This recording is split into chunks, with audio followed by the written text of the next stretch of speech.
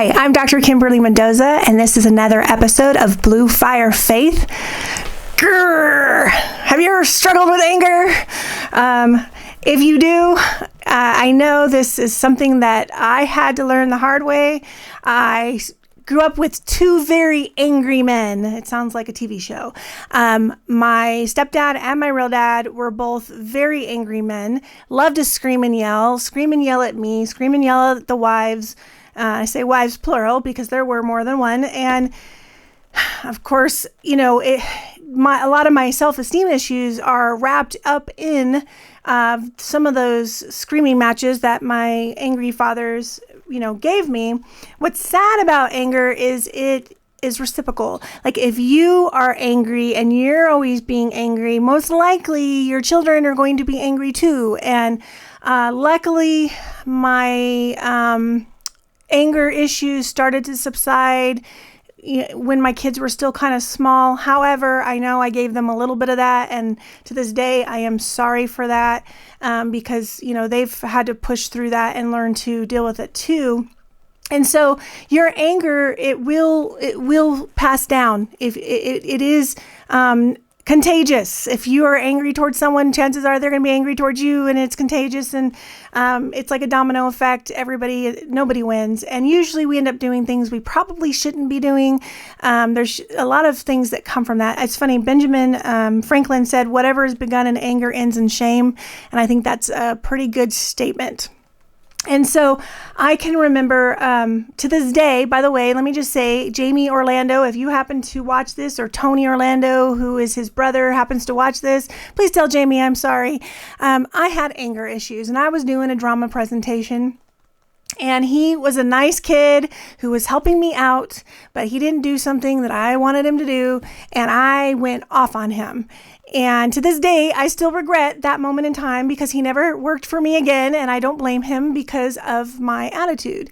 And the reality is, when we yell at people, when we're angry like that, we are not being godly. Matter of fact, I do have a verse about that. It's in James 1:20. And it says, everyone should be quick to listen, slow to speak, and slow to becoming angry. Now, you've heard that part of the verse, but the second part is pretty interesting. It says, because human anger does not produce the righteousness that God desires. It is hard to be a Christian and have the mind of God, which is love, right? We're supposed to love others. If you're angry at someone, if you're mad, if it's almost like you can't do both at the same time. I don't know if you know this. There's actually science behind it. I tried to write the science down. I'm not a science person. I'm an English person, but there is science behind it that when you are using that part of your brain that makes you angry, that emotional part of your brain, it actually shuts off the reason part of your brain. And so they don't coexist, and which is why a lot of times when we're angry, we do some really stupid stuff. And so we need to be careful about that. Ralph Waldo Emerson said, for every minute you remain angry, you give up 60 seconds of peace of mind. And so we have to learn, and it is a learned thing, to not be angry. That's why some people go to therapy to kind of work on their anger, or maybe they'll go through some sort of classes or something to work on their anger. But we can also do it with God's help. That's how I got to mine. I just started realizing that I don't like to be like that. I don't want to be angry. And so when I start to get angry, I try to pray for the situation. I give it to God and to calm myself down. And, there is something to, counting or just taking yourself out of the situation, whatever you need to do to calm yourself down. But the reality is when we are angry, our brain, our frontal lobe, that is the one that does our emotions, hijacks our reason, and so then we end up with doing really stupid things, or saying stupid things, or thinking stupid things, nothing godly, nothing that is really helping us out. Proverbs 14:29 says, if I can find it, whoever is patient has great understanding, but one who is quick-tempered displays folly. And so once again, we have the same kind of verse telling us that we are going to do stupid things. The other one is Psalms 37:18, and it says, if I can find it, the blameless spends their days under the Lord's... Oh, no, that's not it. I must have wrote it down. Oh, 8, not 18. I'm sorry, guys. Refrain from anger and turn away from wrath. Do not fret. It only leads to evil. So, as you can see from all the quotes and all the verses, they all say the same thing, that anger is going to lead to a bad place. And so, what do we do? It is a choice. Offense is a choice. You have a choice every single time somebody does something you don't like to be offended or not be offended. You absolutely do. You can decide whatever and move on, or you can decide to be angry. And so it is your choice. A reaction is a choice. Everything in this is a choice. And it takes time and it takes practice like anything else. You're not going to do it overnight. I had a really good friend. Her name's Miriam. She once said something to me that stuck to me forever. She said, I did something that was kind of not good. I don't remember exactly what it was, but I remember saying, I am so sorry. And her response to me was golden. She said, I know enough about you to know that there is enough love that you did not do it on purpose. And that was so powerful, because if we could look at the people in our lives that make us angry and realize their true intent. I mean, how often do we often look at their true intent? New married couples are famous for this. They just assume that person, must not like them or is trying to do something on purpose, when in reality, it was probably just part of their personality. It's something that when you get older and you look at your spouse and you're like, yeah, that's just who they are. You kind of understand it. But when you're young married, you take everything personally. I did. Oh my goodness, my poor husband. I used to throw things at him. It was awful. But the sooner we can get there, the sooner we can realize that it's not a personal attack on you, that it's probably just they're probably not even thinking about you, and that's okay. Let's not be narcissist. But in reality, we really need to give it to God and let God completely control our emotions in that time.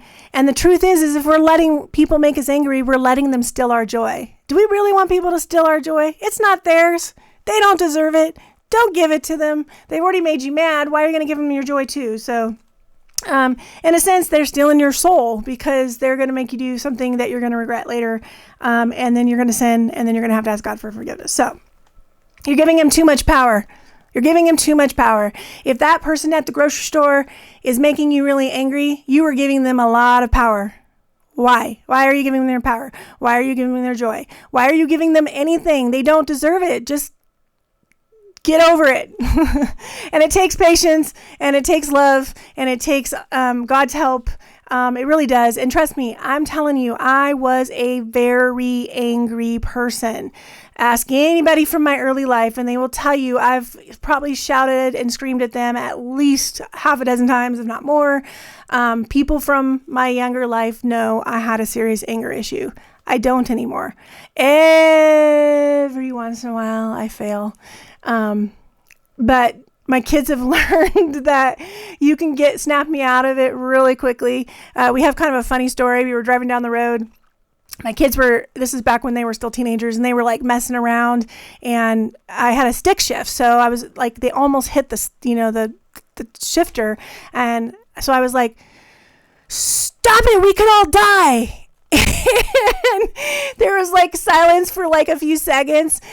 And then they start busting up laughing. And then I started busting up laughing, and I realized how absurd that was. And, if you can learn to laugh at things rather than being offended by things, you'll probably have a better life. You'll live in much more joyful. I think everything's funny. Anybody who knows me knows I think everything is funny. It does not take anything to get me to laugh. I don't stay angry long, especially if someone makes me laugh. And so the people in my life know that's the best way to snap me out of it, make me laugh.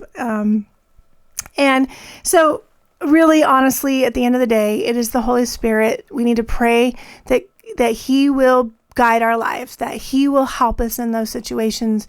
And if we are struggling with anger, we need to make that a moment of prayer where we are really focusing in on getting rid of that. It is not okay to be angry. People think that's okay to be, and it's not. It's not. We are not called to be angry. The only kind of anger that is ever justified is righteous anger. And even then, we don't act on it. We don't go out and, burn someone's car down because they're doing something stupid. The reality, how many times did I say stupid in this video?